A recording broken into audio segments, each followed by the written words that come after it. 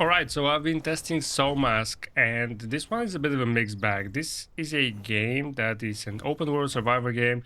I think it originally dropped into early access about 2 years ago, maybe 1 year ago. And today on April 10th, they officially launched into 1.0 and they've released a whole new map, a whole new area. And it's been regarded in the community as one of the best, or at least one of the better open world survival games. So I wanted to check it out on the Steam Deck, and the developer was kind enough to provide me with a demo key so I can test it. I'm going to start straight up with performance, and then I'm going to talk a little bit about whether this one is actually good to play on the Steam Deck. So straight up, the setup that I ended up using and what I recommend using is setting it to the medium preset, but then you have to drop shadows to low, as well as post-processing and view distance. This will generally give you a 40 FPS experience. And you have to set your 3D resolution to around 80% and enable FSR. The game does have FSR and DLSS, however, you can't really customize them. You don't really know which FSR it is using. By the way the ghosting works in this game, I would say it's FSR2, but I'm not sure. And you can't really choose to set it to balance or quality or anything like that. You can just choose to enable it. I did enable it, and it will run with these settings mostly at around 40 FPS for most of the time, but it's not fully stable. You will still see dips into the mid-20s in some heavier scenes, and really depending on where you are on the map.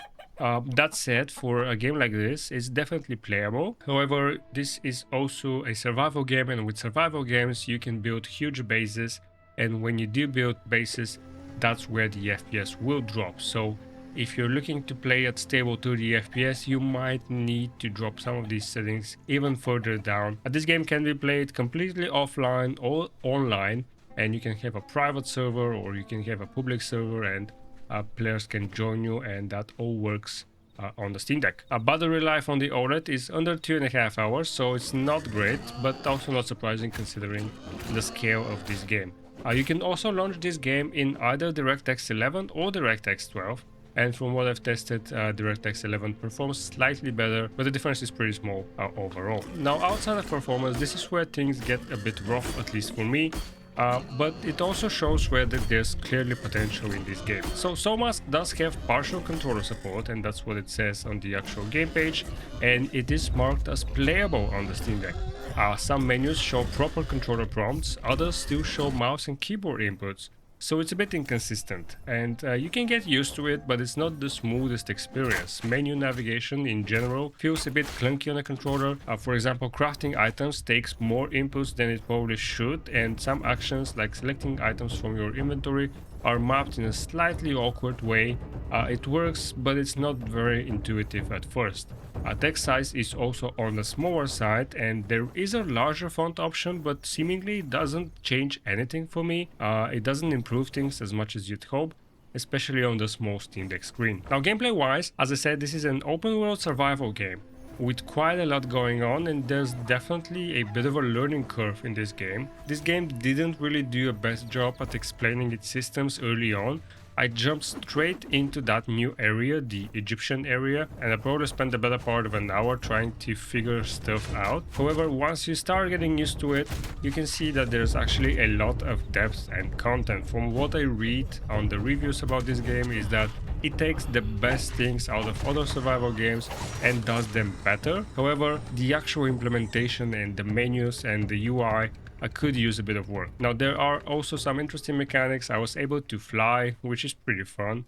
It does feel a bit unbalanced right now, but it adds a unique twist to the gameplay. Now, you've got two main biomes at this point. The Misty Forest, which is the original one, is definitely the better starting point. It explains more of the basics and gives you a smoother introduction. I was left with the impression that I should have played that first, and if I had some experience with the game, only then I should jump to the Egyptian one. And the performance is similar between both areas, but the Egyptian one feels more like endgame, or as I said, content meant for players who already understand the systems. And I also run into a couple of UI issues and UI differences between the two areas, and I think I might have chosen a different style of game. I think you can choose between survival, warrior, something like that. Uh, so that might be the reason why there are some differences. I also tested lossless scaling. In this case, I'm not sure if it's really worth using because there's always a lot of text on the screen. Like on the top left side, you're gonna get a tutorial that has a lot of text. On the top right side, you have these buffs, and they also have a lot of text with explanation. And when you're moving fast, lossless scaling tends to artifact a lot here, and it tends to warp the text, and it makes it even harder to read. So I haven't really played a lot of open world survival games on the Steam Deck.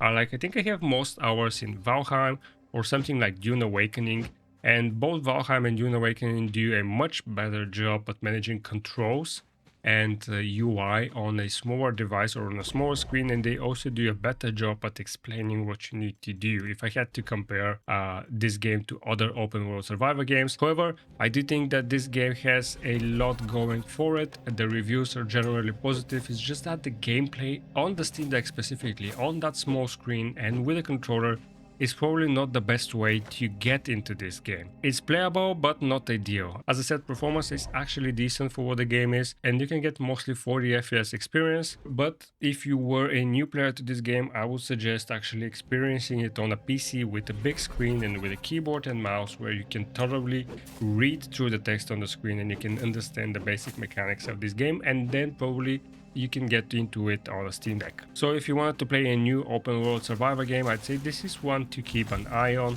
It currently has a lot of players with that 1.0 release, and with some updates and better optimization for the actual controls and for the UI, it could become a much better experience over time. That's gonna be it for this video. I hope you guys found it helpful. If you did, consider leaving a like.